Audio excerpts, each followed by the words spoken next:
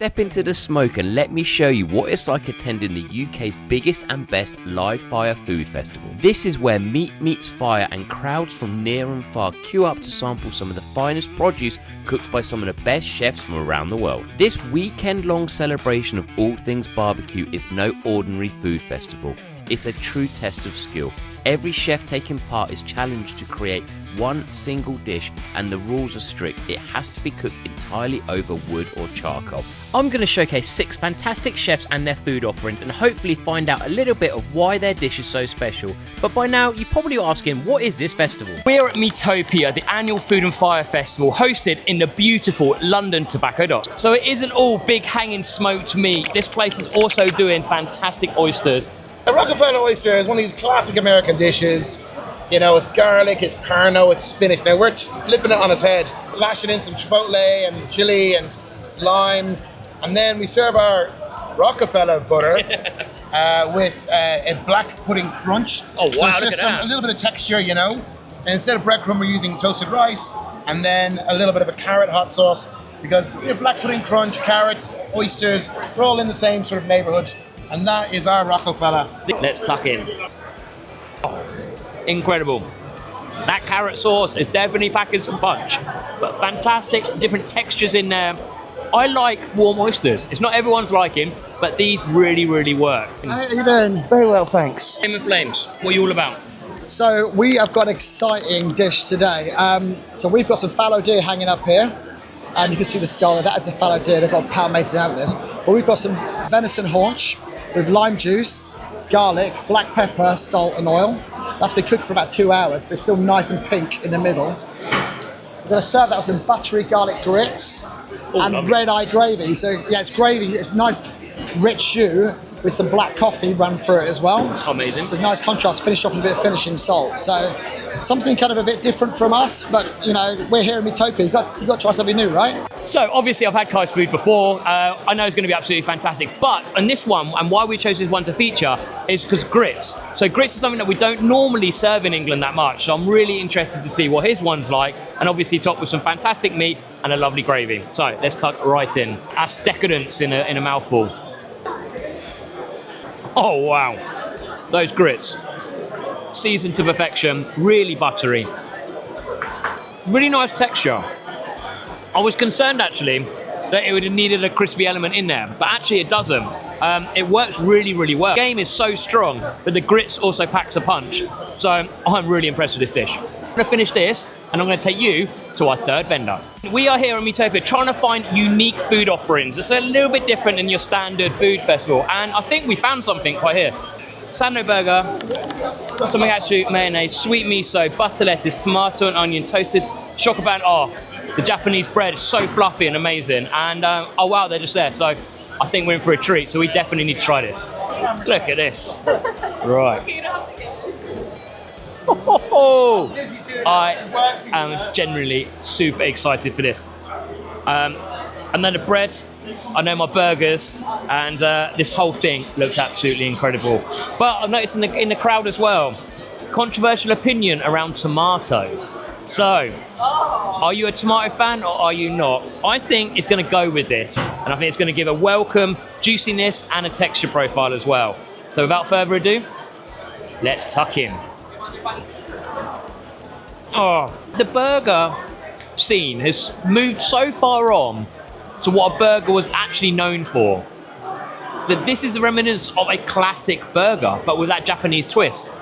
I love the crunch of the onions. I actually like the tomato, and to have a fat patty is so welcomed in this whole world of smash burgers. This is a very strong food offering, and I'm just going to eat it all now. Problem with coming to these events is we know a lot of people, and we've probably got about 15 foot into this area, but we've beaten it through and we're continuing on. But we just wanted to give a special shout out to House of Charcoal, which are supplying all of the wood and fuel for this entire amazing festival. Yeah. As long as it's not touching. Right. All right, here we go.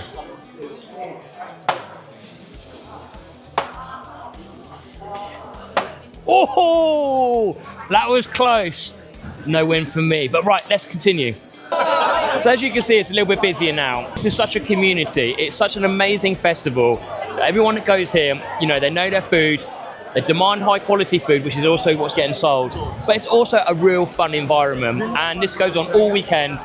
Lots of booze flowing and a lot of food. Enough reminiscing, let's get on to our fourth vendor. We are, do you know what? I can't really pronounce them. Santino's Vase, SE restaurant, open fire, Greek inspired, Greek Australian, on the scene for 2-3 years. We like to push the Greek boundaries, original stuff that Greeks eat, goats, beef, but then everyone did the barbecue at the moment. We brine it for 5 days, vacuum pack it, cook it in the oven, and then we finish it off in the smoker for 3 hours afterwards. So we're not full smokers, we're not pretend to be. But then we add the pastrami, which is a Greek inspired spice. We found a lot of sausages. So fenugreek, garlic, paprika, onion, pepper, which is the Greekness. The pizzas were hand fucking made, 1,500 units.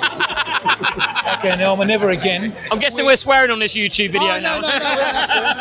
But no, because we burnt some scallions, spring onions, in the oven. In the mix was flour, water, Greek yogurt to give it the creaminess of Greek. Scallions in there, rolled them out and flattened them out, just rustic shapes. And then we got our own sriracha spicy feta. Barrel-aged feta, spicy sauce, spicy sriracha on top, and then we just finish it off with a bit of pickled onions. It looks That's a banger, mate. Thank you very much. I'm glad you're going to enjoy it. And there's one less thing to do, which is now to eat. So, thank you very much. That's good, Cheers, brother. Thank you. I've hired him. I'm going to follow. He's now mine. He's taking me around. Really smoky, really salty, obviously, from the brine pastrami. This thing's fantastic. But I'm going to eat it as a whole because I've heard that it comes like this. A little drop of that myself. Yep. Now that's more like it, isn't it? Oh, then you get all the flavours. The pickles cut through the fat. I've never seen this before, right? Where you have the tahini. Oh yeah. I love that. They're in there. You can get them. Yeah, I loved it. Pickled onions cut through it all. Lovely crust, and this so this is like a yogurt and onion flatbread. Really nice. Works all really well. We're not waiting around, we're going straight into our fifth vendor. So what are we serving today? Mexican tortilla, covered with beef fat, Lovely. black beans, Yep. bavette, steak, My favourite. Oaxaca cheese, close it, and then cut it like Very pizza well made. slices. Grilled habaneros, grilled onions, grilled garlic, grilled tomatoes, all mashed up in the mojaque. That sounds absolutely incredible. So, right, let's get it ordered. I've heard this might be a little bit spicy, but I'm going to go straight in. I mean, look at that. An emotion of flavours going through that. There is that fiery heat commonly found in Mexican food. And that's obviously from the salsa. The slaw cuts through it. The bavette is fantastic. Obviously, it's got the beans inside. This is unique. I've never had something like this before. This is the most unique thing I've ever eaten in Meatopia, and it's absolutely fantastic. We're now on to our sixth and final vendor, and we're going to let Chef George Wood and his team tell us all about it. Got a restaurant in Norwich, it's called Bricks and Bones. Yep. Been open 3.5 years, cook everything over open fire, 35 seats.